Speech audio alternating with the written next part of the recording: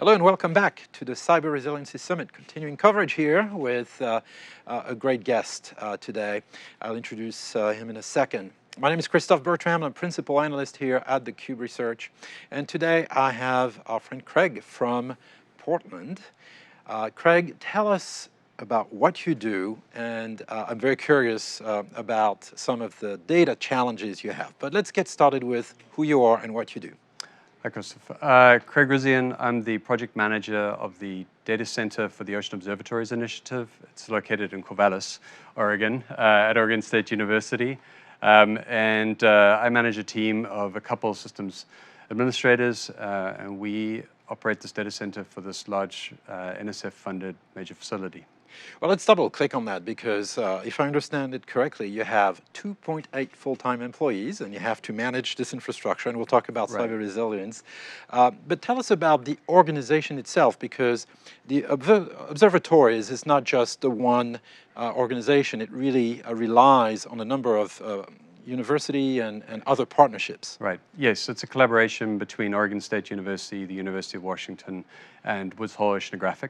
And those three institutions are responsible for operating and maintaining the Ocean Observatories Initiative, this National Science Foundation funded major facility. We maintain 5 arrays. These are located in the North Atlantic and the North Pacific, off Greenland, off North Carolina, off Oregon and Washington, and in the Gulf of Alaska.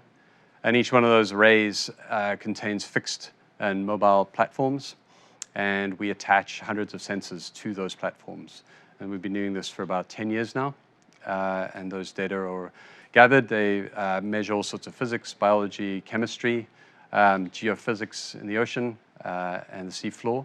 And all those data are collected and returned to Oregon State, where they're stored on our servers and distributed to those people that are interested in using them for research purposes.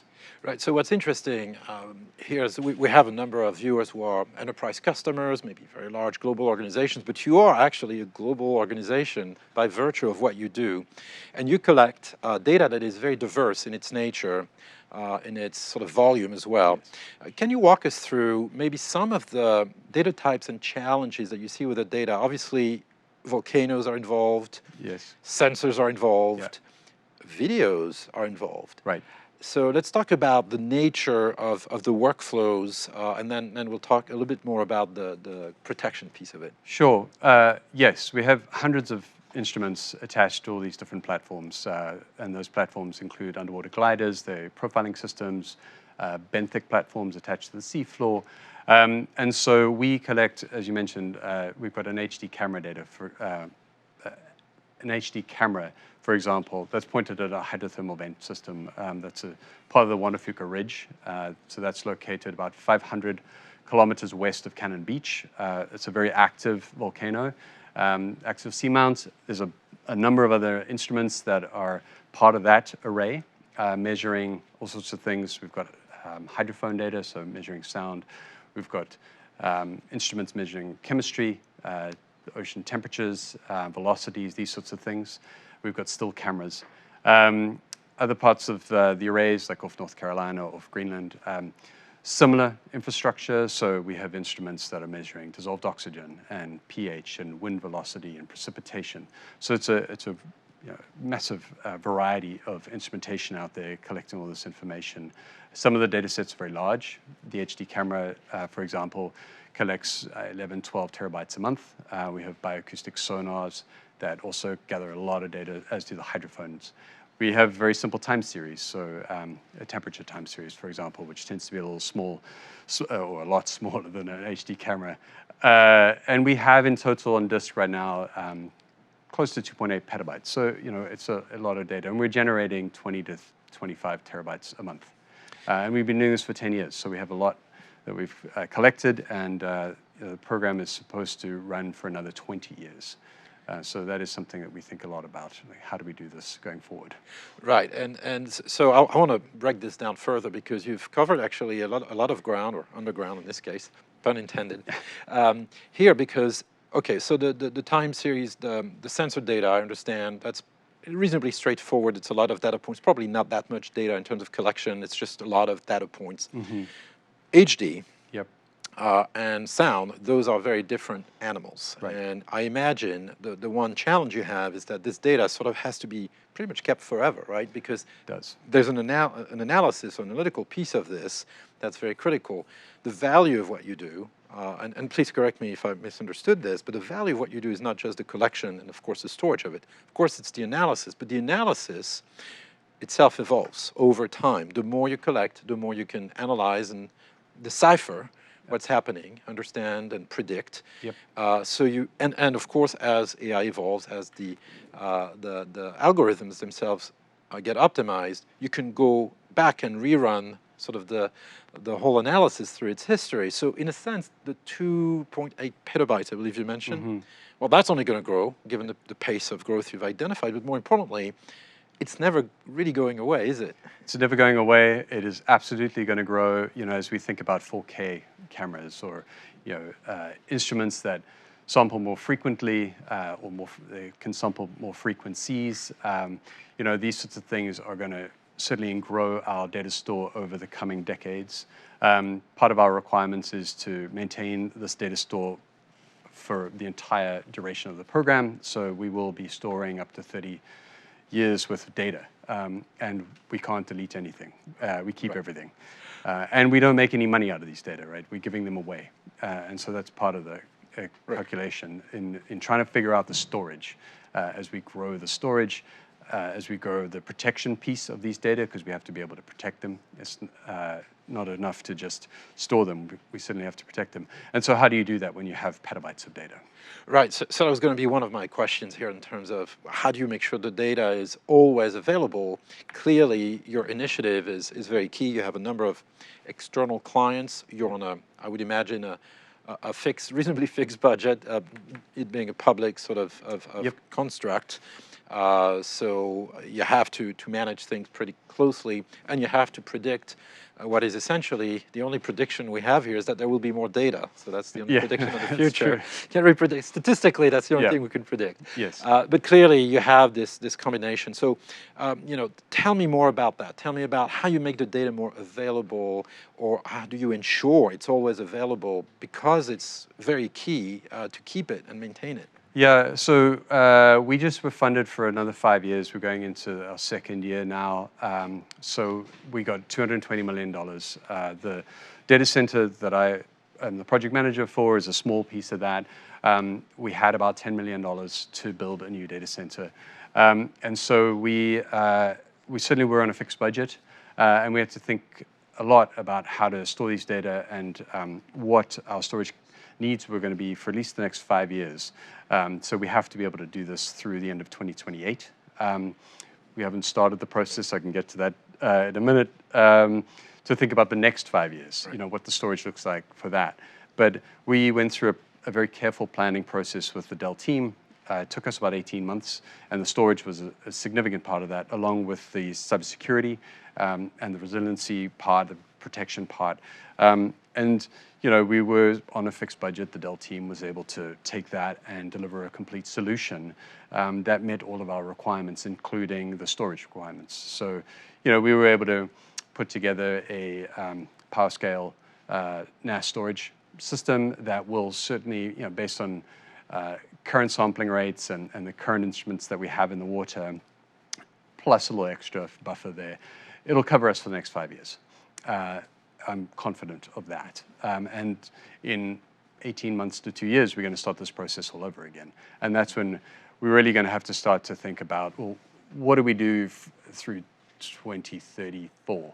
How do we do that? And with this ever-growing data store, as you mentioned, making these data available is becoming increasingly difficult. It's becoming increasingly difficult to download these data. You can't download easily 700 terabytes of HD camera data. Right.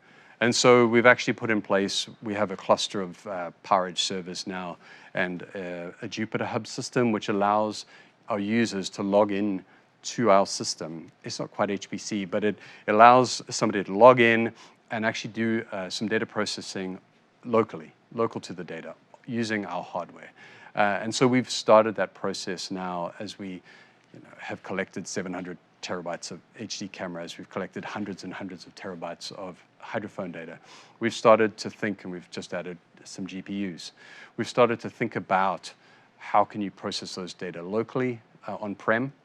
How can you use it, take advantage of our compute so that they don't have to download vast amounts of data to their local systems. Right, so let's talk about this because it's very interesting. It's edge, it's a bit core, it's distributed, but how do you protect it? How do you make sure it's always available? And well, I mean, I'm sure you get attacks like everybody else does. How do you protect your assets, your data assets? Because without the data, literally your purpose, your mission, goes away. Absolutely. NSF has spent a lot of money allowing us to gather these data, so we take it very, very seriously, the protection of those data, the storage of the data.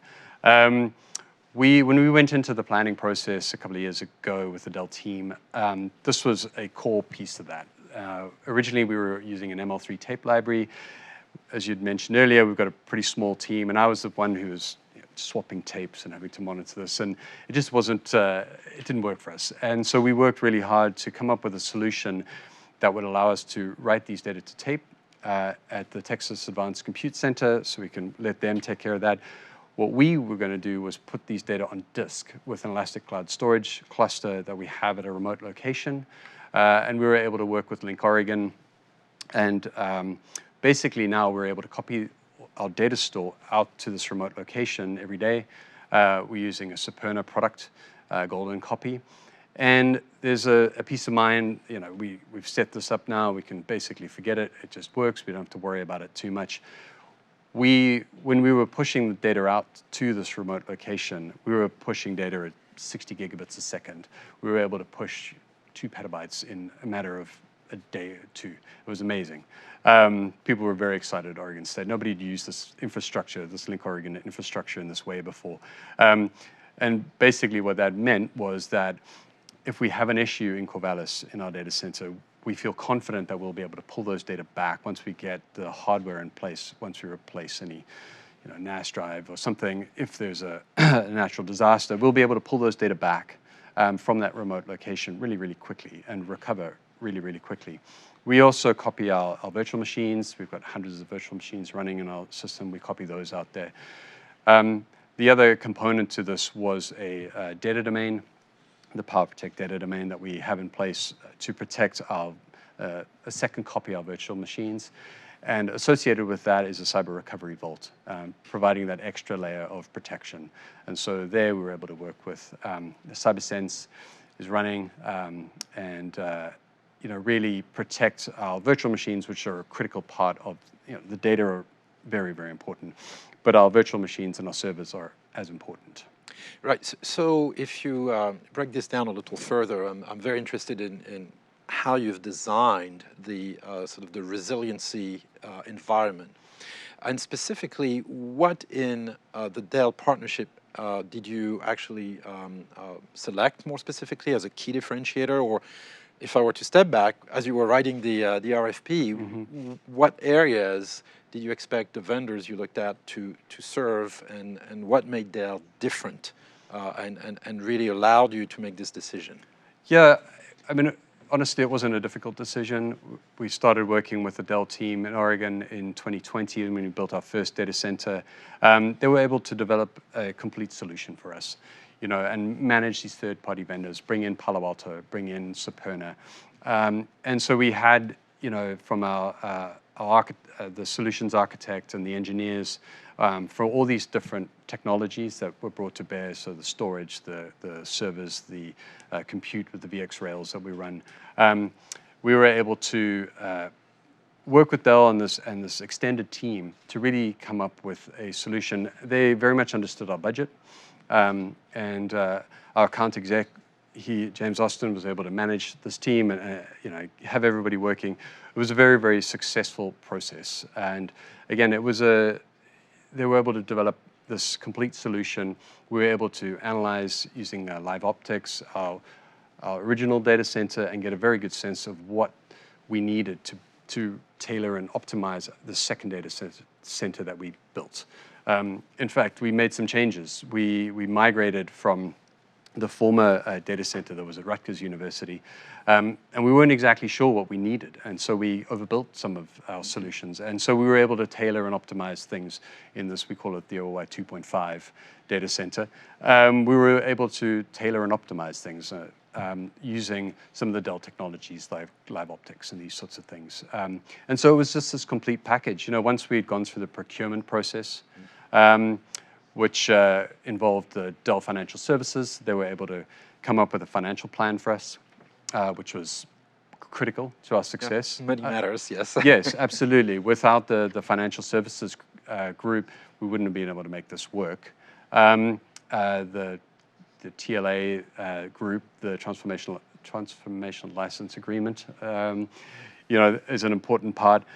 And then coming out of the procurement, the professional services, the people on the ground installing all this equipment, configuring it, setting it all up for us, working with us, was, again, all part of this solution. Right, bringing it all together in many ways. Absolutely, yes. And so, we had project manager for the whole build. It took about 6 months from procurement to completion. There was a lot of different technologies, obviously, involved. It was a pretty large Dell team. Some of the Dell folks, they had not worked on a project this big before, which I was honestly a little surprised at. But it was great. It was a team effort from the OSU side and from the Dell side. And again, just able to deliver a complete solution all the way from that planning phase, which took us 12, 14 months through procurement, and then the deployment, configuration, spinning it all up. We were able to do all of this with less than an hour of downtime. There was basically no disruption. Oh, wow. Okay. As we migrated from the 2.0 data center to the 2.5 data center, it was seamless using some of these Dell technologies. The VX Rails, for example, the vMotion. We were able to just vMotion everything over. Nobody knew we were doing it. It was remarkable. And so it was the National Science Foundation, Woods Hole, who runs the project management office, has been incredibly impressed and is very, very happy with the solution that we have in place.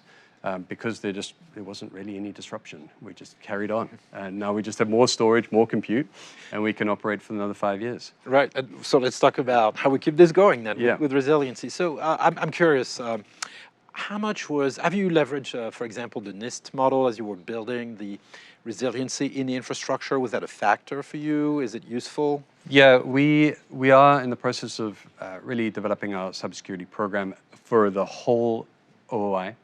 So we have brought in an outside company to help us with that. We are using some of the CIS controls. So NIST is certainly part of the federal government. We're certainly aware of NIST. There's a group, the Trusted CI. They're a cybersecurity center of excellence funded by the National Science Foundation. They've recommended we use CIS controls, so we're kind of going that route. They all map to NIST. It's very much part of our thinking as we build out this cybersecurity program. We've to date really focused on the data center, but the program as a whole needs to think about cybersecurity. We call them the marine implementing organizations. So there's another group at OSU responsible for marine infrastructure. The University of Washington's responsible for their marine infrastructure, and Woods Hole for theirs. They have their own servers, their own networks. Right. And so we really are starting to think about cybersecurity, this resiliency in terms of the whole program. Right. And so we brought in this outside consulting company to help us with that.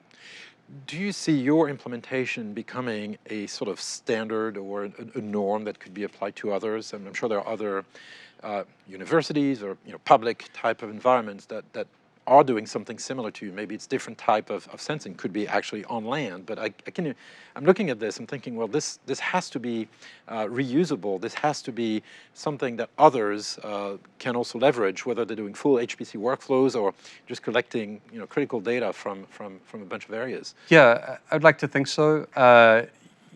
We worked hard to build out this solution. It's very redundant, highly redundant, given the few number of people that we have to operate it. It's a very redundant solution.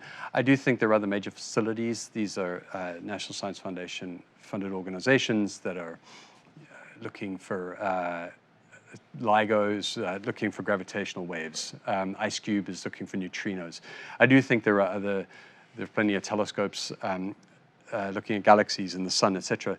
I do think there are lessons learned that other major facilities could take away from what we've done. I'm not aware of others that are using cyber recovery vaults, for example, which, for us has been a really important part that helping me sleep at night. Right. Part of the equation. So it gives you that peace of mind that things are just kind of running in the background, CyberSense is running, and I don't have to worry too much about it. So I do think there are some lessons learned there. We've recently started chatting with the Canadians, Ocean Networks Canada. We had a meeting with them. They're starting to also think about this Jupiter Hub, this kind of open science platform that I mentioned earlier, where people, because like us, they have a cabled array, they collect a lot of data. They're trying to figure out how to make those data available to their users. And so we've started to chat with them about how we implemented that solution using some of the PowerEdge servers that we have running. Excellent. Well, I'm not too surprised. I mean, this is a very advanced solution when you think about it. And more importantly, you have another, you said 20 years to go on the program? Hopefully, or so? Yep. Right, so there will be more migrations, technology will evolve. And of course, we still think that there will be more risk involved with cyber attacks, etc. Yep. So really that Cyber Vault and CyberSense running allows you to guarantee a recoverability capability that others may not have today. So let's talk about the future, right? So 20 years to go. What do you see as the future relationship with Dell, given how far you've gone so far? What's the future? For the short term, we'll operate and maintain this infrastructure for a couple of years. Then we're going to have to go through another process to plan for the next data center. So we'll be increasing our storage, doing those increasing network speeds, those sort of expected things. We do need to start thinking, and that's why we bought these GPUs. We need to start thinking about incorporating more GPUs into our systems. I think Oregon State is building a supercomputer right now. It's a partnership with NVIDIA. It's going to be coming up in the next couple of years. So at OSU, we've started testing some of the 800 gig switches that Dell is producing. And so I'm starting to think about how can we connect the petabytes of data that we have on one side of the street to the supercomputer that's literally being built on the other side of the street. And so those sorts of, I think that'll be part of the planning process. How can we leverage other infrastructure at OSU? How can we build infrastructure, our own kind of HPC environment as we think about 10, 20 years more of data? I think we do have to start considering potentially building an HPC-like environment on-prem that will allow people to do some data processing local to the storage, because it's simply not going to be possible to download these data sets in the coming years. And so I think the HPC part, and obviously the cybersecurity, it's constantly evolving. And so I fully expect to have those conversations and start to think about how do we protect against whatever AI is throwing at us 5-10 years from now, with what those sort of threats look like. And so I think the Dell team, they bring a lot of expertise to the table, and they can bring in Palo Alto and these kinds of third parties, which is fantastic because we have those experts at the table that can help us plan for the future. Right, it is truly a team sport. It's a term we've used multiple times in this summit, and I think we'll keep using it. Yes. Look, I was wondering, what top recommendation would you have for somebody watching us, one of your peers, or maybe somebody in the traditional private enterprise? What should they do and think about as they think about building in cyber resilience? Yeah, for us, I think the planning process was so critical. We spent a lot of time, kind of like painting your house, a lot of time in terms of prep work. And so we spent a good 12, 14, 16 months in the planning process. And so I would encourage people to spend a considerable amount of time thinking about the solutions that they might want to put in place. We really didn't want to get kind of bolt-on solutions. We wanted to think about it as in a whole. And so that would be, I think, my recommendation is to really think about this as a complete solution. How do we from start to finish, collect these data, store these data, protect these data, make sure that these data are available for generations to come, which is what the NSF expects of us. Absolutely, and you're going to keep observing the ocean. We are. For many years to come. Well, Craig, thank you so much for your time. Thank you for really walking us through this implementation and how you've built cyber resilience with Dell. So again, thank you for sharing with us. Thanks for having me. And to our viewers, I'd like to thank you for your time. Please stay tuned for more coverage from our Cyber Resiliency Summit here on theCUBE.